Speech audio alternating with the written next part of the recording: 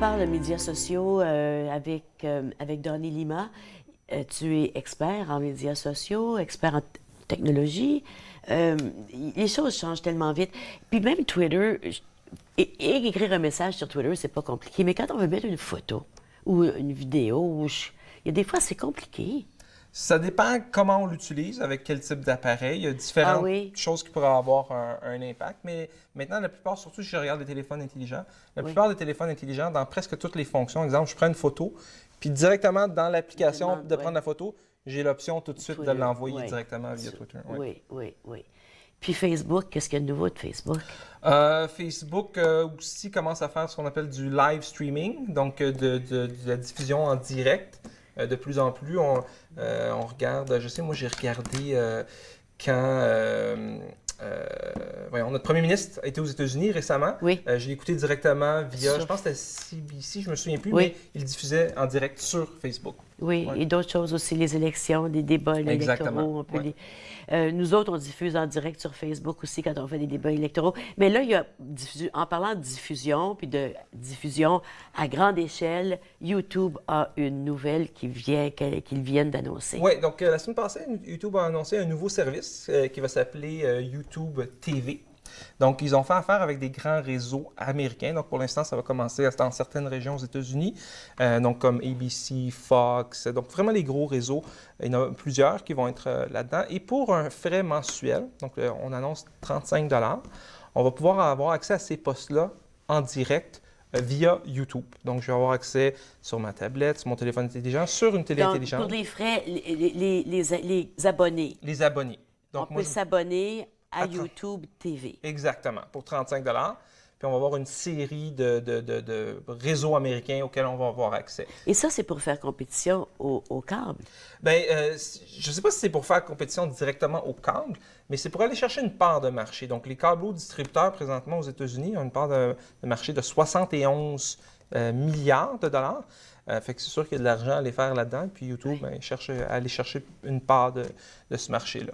Donc, on va aller chercher une part du marché, bien sûr.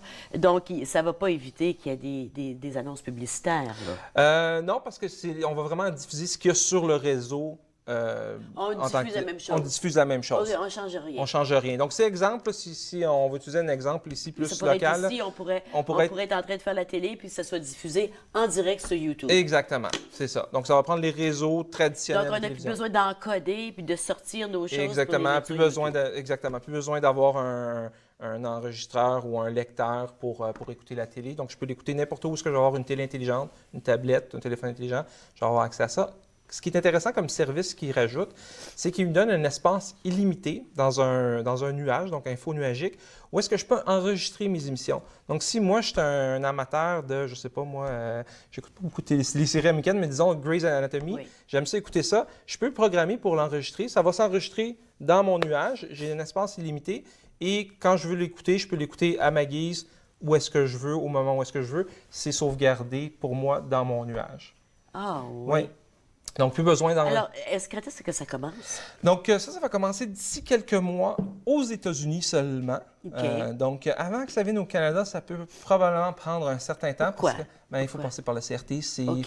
C'est quelque chose qui doit passer par le CRTC. Exactement, puisque c'est des réseaux de télévision traditionnels. Donc, c'est plus juste de l'Internet. Puis même juste de plus en plus... Mais c'est des façons différentes d'amener la télé dans les Exactement, les oui, exactement. Donc, mais comme on sait, au Canada, on veut contrôler, puis on veut promouvoir le contenu canadien. Là. Donc, il y a probablement, le CRTC va sûrement avoir son mot à dire là-dedans, avant que ça vienne ici.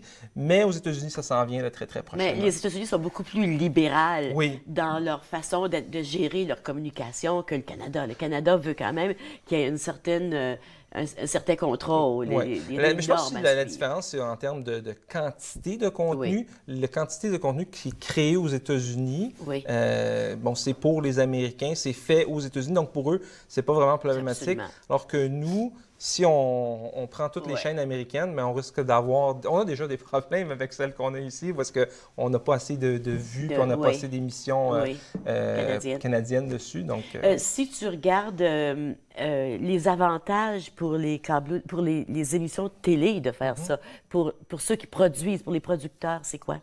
donc, pour les producteurs, c'est vraiment... je suis plus restreint à...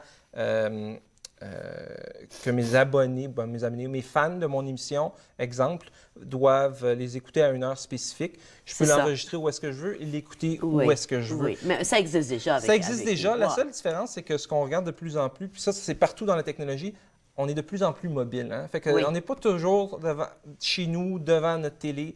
Des fois, pour le travail, je voyage. Fait que le soir, j'ai dans ma chambre d'hôtel, je vais quand même écouter mon émission. Fait que je vais y avoir accès avec ce type de service-là. Et que la vie change. Oui, énormément. Et que la vie change. Toi, tu es beaucoup plus jeune que moi, puis tu vois des changements. Oui, ben moi j'ai vu, je me rappelle quand l'Internet n'existait pas. Oui. Ça a l'air fou à dire, moi aussi. mais je me rappelle de quand l'Internet n'existait les pas. téléphones noirs. Ouais. Moi, je me souviens quand on avait des lignes partagées de téléphone. Imagine, hein, quand Ouais. ça sonnait un coup chez nous, deux coups chez le voisin. Oui, oui, oui. Imagine, hein, ça a tellement, tellement changé. Où est-ce que ça s'en va, selon toi, les YouTube, les Facebook de ce monde? Écoutez, si je résume rapidement, le YouTube, 2005, c'était parti, c'était un petit site web Oui. pour poster des petites vidéos. Un petit peu plus tard, ils ont commencé à monétiser pour que les créateurs viennent faire du contenu. Et maintenant, on a du contenu sur YouTube qui, dans certains cas, rivalise avec les Netflix grands et réseaux. puis les autres. Exactement. Oui. Je pense que tu aimes beaucoup la politique. Il Oui. y a de Young Turks, qui est une chaîne spécialisée de politique sur YouTube. Ah ont, oui. ont beaucoup plus de vues que certaines chaînes Américaines ou des chaînes d'information. Ouais. Hey, merci beaucoup, ça a été vraiment révélateur. On va suivre ça. On n'a pas le choix, hein? Il faut embarquer. Faut Quand le rester à Sénat jour. du Canada est embarqué dans Twitter, Exactement. il n'y a aucune raison pourquoi nous autres, on ne le serait pas. Ben, c'est tout le temps qu'on a. Je remercie mes invités d'aujourd'hui. Je vous invite à aller visiter le site du Centre national des arts si vous voulez aller au concert de Charles-Richard Hamelin demain soir à l'orchestre. Ça va être un super concert. Bonne fin de journée. On se revoit demain à Entre nous.